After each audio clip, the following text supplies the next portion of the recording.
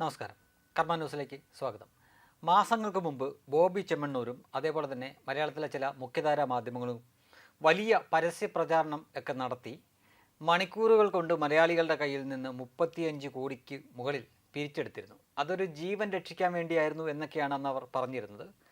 അബ്ദുൾ റഹീം എന്ന് പറഞ്ഞ ഒരാൾ സൗദിയിൽ വധശിക്ഷയ്ക്ക് വിധിക്കപ്പെട്ട് ജയിലിലാണ് എന്നായിരുന്നു അവർ പറഞ്ഞത്. എന്നാൽ അതൊരു കള്ളമായിരുന്നു. കാരണം സൗദി പോലുള്ള ഒരു രാജ്യത്ത് ഒരാൾ വധശിക്ഷയ്ക്ക് വിധിക്കപ്പെട്ടാൽ ആഴ്ചകൾക്കുള്ളിൽ അവർ ആ ശിക്ഷ നടപ്പിലാക്കി കഴിഞ്ഞിരിക്കും. എന്നാൽ 18 വർഷമായിട്ട് ജയിലിൽ കിടക്കുന്ന ഒരാൾ എങ്ങനെയാണ്, അതും സൗദി പോലുള്ള, ഇന്ത്യ പോലുള്ള രാജ്യങ്ങളിലാണെങ്കിൽ ഒരുപക്ഷെ ഏതാനും വർഷങ്ങളൊക്കെ കഴിഞ്ഞിട്ടായിരിക്കും വധശിക്ഷ നടപ്പിലാക്കുന്നത്. നമുക്കറിയാം, നമ്മുടെ രാജ്യം പ്രമാദമായിട്ടുള്ള ഒരു വധശിക്ഷ നടപ്പിലാക്കിയിരുന്നു. അജ്മൽ കസബിൻ്റെ വധശിക്ഷ വിധിച്ചു, ഏതാനും വർഷങ്ങൾ ജയിലിൽ കിടന്നു, പിന്നീട് വധശിക്ഷ നടപ്പിലാക്കി. പക്ഷേ അത് ജനാധിപത്യ രാജ്യമായിട്ടുള്ള ഇന്ത്യയാണ്, അങ്ങനെ കുറച്ച് നടപടിക്രമങ്ങളുണ്ട്. എന്നാൽ രാജഭരണമൊക്കെയുള്ള സൗദി പോലുള്ള ഒരു സ്ഥലത്ത് ഒരാളെ വധശിക്ഷയ്ക്ക് വിധിച്ചാൽ ആഴ്ചകൾക്കുള്ളിൽ അത് നടപ്പിലാക്കി കഴിഞ്ഞിരിക്കും. ആ ഇടത്താണ് ഏതാണ്ട് 18 വർഷത്തോളം ജയിലിൽ കിടക്കുന്ന ഒരാൾ ആളുടെ ചോരപ്പണത്തിന് വേണ്ടിയിട്ടാണ് എന്ന് പറഞ്ഞിട്ടുണ്ട്. അതായത് വധശിക്ഷയിൽ നിന്ന് ഒഴിവാക്കാൻ വേണ്ടിയിട്ടാണ് എന്ന് കള്ളം പറഞ്ഞുകൊണ്ടാണ്. അതൊരു വ്യാജ പ്രചരണം തന്നെയായിരുന്നു.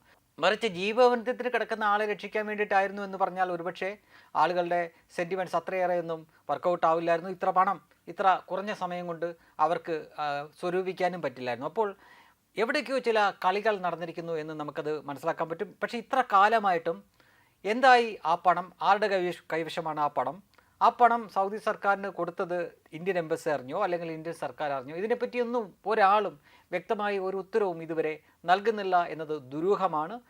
ഈ അബ്ദുൾ റഹീമിൻ്റെ ഉമ്മ തന്നെ പറയുന്നത് മരിക്കുന്നതിന് മുമ്പ് ഒരു തവണയെങ്കിലും തൻ്റെ മകനെ ഒന്ന് കാണാൻ പറ്റിയിരുന്നെങ്കിൽ എന്ന് ചോദിക്കുകയാണ്. അപ്പോഴും നമ്മൾ മനസ്സിലാക്കേണ്ട കാര്യമുണ്ട്, 35 കോടിയിൽ പരം തുക എന്ന് പറയുമ്പോൾ അതൊരു വലിയ തുകയാണ്.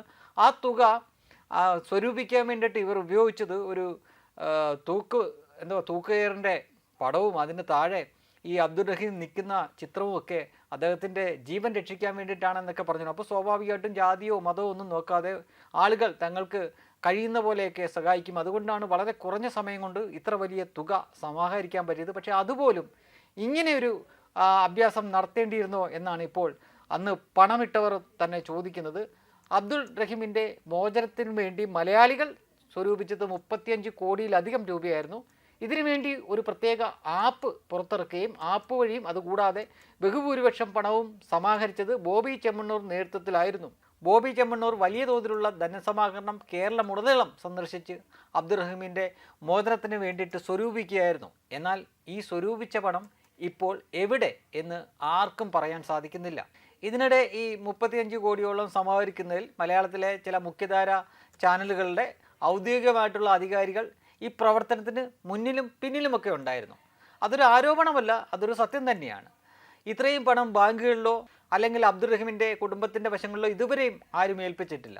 ഈ തുക ഇന്ത്യൻ എംബസിയുമായി ബന്ധപ്പെട്ടോ ഈ കേസിലെ സൗദിയിൽ കഴിയുന്ന ഇരകളുടെ കുടുംബത്തിന് കൈമാറിയിട്ടില്ല. മാത്രമല്ല, ഇത്തരത്തിലൊരു പണം 35 കോടിയോളം രൂപ സൗദിയിലേക്ക് കൊണ്ടുപോകുന്നു എങ്കിൽ അത് കേന്ദ്ര ഗവൺമെൻറ്റിൻ്റെ അനുമതി ആവശ്യമാണ്. ഇന്ത്യൻ വിദേശകാര്യ മന്ത്രാലയത്തിൻ്റെയും ധന മന്ത്രാലയത്തിൻ്റെയും ആഭ്യന്തര മന്ത്രാലയത്തിൻ്റെയും അനുമതികളും സമ്മതപത്രവും ഒക്കെ ഇതിനാവശ്യമാണ്. 35 കോടി രൂപ അവിടെ സൗദിയിൽ എത്തിക്കണമെങ്കിൽ ഇത്രയും അനുമതികളൊക്കെ കൂടിയേ തീരൂ. എന്നാൽ ഈ അനുമതികളൊന്നും നേടിയിരുന്നില്ല എന്നാണ് മനസ്സിലാക്കാൻ പറ്റുന്നത്. മാത്രമല്ല, ഇന്ത്യൻ എംബസി വഴി മാത്രമേ ഇത്തരത്തിലുള്ള ഒരു മിഷൻ സൗദിയിൽ നടപ്പിലാക്കാൻ സാധിക്കുകയുള്ളൂ. കോടതിയുടെ അന്തിമ വിധി ഇതുവരെയും വന്നിട്ടില്ല. എത്ര പണമാണ് വേണ്ടത് എന്ന് ഇതുവരെയും കോടതി വ്യക്തമാക്കിയിട്ടില്ല. ഇതിലേറ്റവും ഗൗരവമായി കാണേണ്ടത് അബ്ദുൾ റഹീമിൻ്റെ വധശിക്ഷയിൽ നിന്ന് മോചിപ്പിക്കാൻ വേണ്ടിയിട്ടാണ് ഈ പണം സമാഹരിക്കുന്നത് എന്ന് പറഞ്ഞാണ് ധനസമാഹരണം നടത്തിയത്. യഥാർത്ഥത്തിൽ ഈ ധനസമാഹരണം നടത്തുമ്പോൾ തന്നെ അബ്ദുൾ റഹീമിനെ വധശിക്ഷയിൽ നിന്ന് ഒഴിവാക്കിയിരുന്നു. ജീവപര്യന്തമായിരുന്നു അയാൾ അനുഭവിച്ചുകൊണ്ടിരുന്നതും. അതുകൊണ്ടാണ് 18 വർഷത്തോളം അയാൾ ജയിലിൽ കിടന്നത്. ഇയാൾ ജീവപര്യന്തത്തിന് മാത്രമാണ് സൗദിയിൽ ജയിലിൽ കഴിയുന്നത്. ജീവപര്യന്തം ശിക്ഷയ്ക്ക് വിധിക്കപ്പെട്ട ഒരാൾക്ക് ഇരയുടെ കുടുംബത്തിന് മാപ്പ് കൊടുക്കാൻ സാധിക്കുകയില്ല. കാരണം ജീവപര്യന്തം തടവ് ശിക്ഷയ്ക്ക് വിധിക്കപ്പെട്ട ആളെ മോചിപ്പിക്കണോ വേണ്ടയോ എന്നത് സൗദി ഗവൺമെൻറ്റിൻ്റെ മാത്രം അധികാരപരിധിയിൽപ്പെട്ട കാര്യമാണ്. ഇതിനെ തെറ്റിദ്ധരിപ്പിച്ചാണ് വധശിക്ഷ വിധിക്കപ്പെട്ടാണ് കഴിയുന്നത്, ഇരയുടെ കുടുംബം മാപ്പ് കൊടുത്താൽ അബ്ദുൾ റഹീമിനെ മോചിപ്പിക്കാം, 32 കോടി വേണമെന്നൊക്കെ പറഞ്ഞ് ഈ ധനസമാഹരണം നടത്തിയത്. ശരിക്കും മലയാളികളുടെ സഹായ മനസ്ഥിതിയെ ചൂഷണം ചെയ്യുകയായിരുന്നു ഇതുവഴി അവർ ചെയ്തത്. അതിനുശേഷം ഇതിന് ഇവർ കൃത്യമായിട്ടുള്ള ഒരു ഫോളോ അപ്പോ വിവരങ്ങളോ ഒന്നും ജനങ്ങളോട്, അതായത് ഈ പണം കുറഞ്ഞ പക്ഷം ഈ പണം നൽകിയവരോടെങ്കിലും ബോധിപ്പിച്ചിട്ടില്ല, പറഞ്ഞിട്ടില്ല എന്നത് ഗൗരവമായിട്ട് തന്നെ കാണേണ്ട കാര്യമാണ്. എന്താണ് ഇതിൻ്റെ പിന്നിലുള്ള ദുരൂഹത എന്ന് ഇതുവരെ വ്യക്തമല്ല.